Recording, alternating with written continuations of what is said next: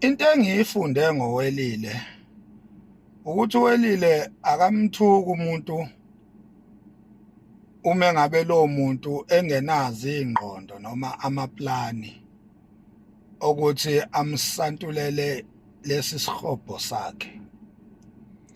uWelile nje akamthuki umuntu angafisi ukuthi one day amsakazele ikiwi, le kiwi yakhe le enamaqhuqhuva evokomele njengomhlane wexoxo eliphisa ukubhosha.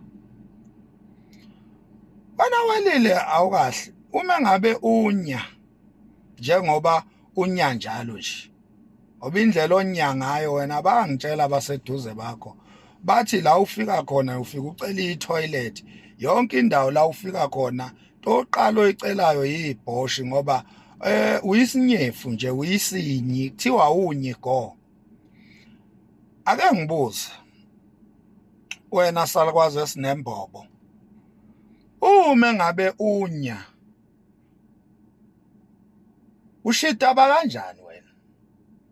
Ufika kanjani lapha embobeni yokubhosha ukuthi usule isihlama njoba une long base yedidi nje, njengoba uphethe itruck lonke ledidi, ufinyelela kanjani embobeni yokubhosha wena sifebe nondindwa sihobho?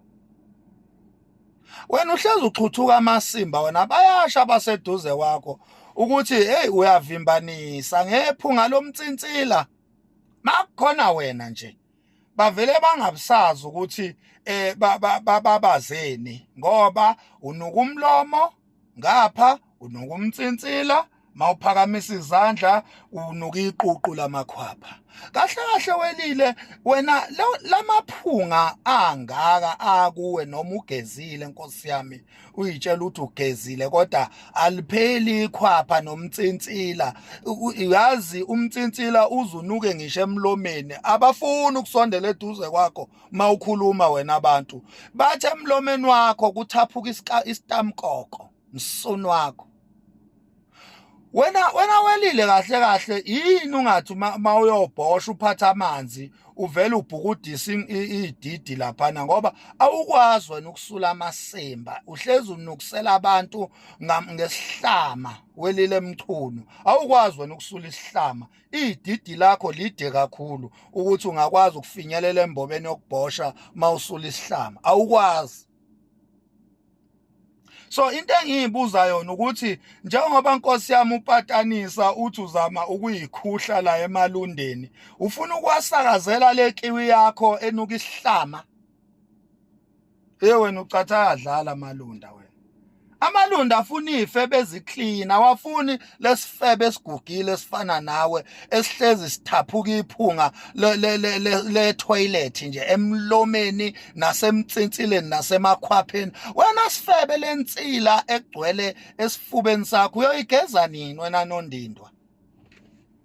Wena Nondindwa akamchunu sifebe ndini owahlezi ufuna itrend, ngisho ngenkani ufuna ukutrenda ngenkani, ufuna kukhulunywa ngawe ngenkani. Uma ubona ukuthi akutrendeki ufuna nje umuntu osemehlweni abantu, umfuna uze umthole ebese wenza lamasimba ama-VN akho anuka igolo lakho leli elimanzi elixhwathuka impethu, sihobho sikanyoko. Wena uhlezi ukwatela nje, wakwatela kuZimdola la, wamthuka uZimdola khwiqiqi manje nje kade uxolisa, kodwa kulamasimba eVN oyenzile uthinta igama lami ngalomlomo wakho onuka ibhoshi, uthi wena awukazi udelele muntu. Buxoliselani kuZimdola sifebe? Wasuka lapho wena wahamba wayokotela uNgizwe Mchunu, umbiza ngobhuti wakho uthi uNgizwe Mchunu wakini. Uqamba amanga sifebe, ukotela ufuna ukuyontshontsha udumo lukaNgizwe Mchunu. Uthe mayekuziba uNgizwe Mchunu wabuya wena wamthuka uNgizwe Mchunu. Wakuziba nalapho uNgizwe Mchunu wabuya suyingcengela, usuhamba usantula ididi lana, uhamba usantula ididi ulo uyincengela kuNgizwe Mchunu la.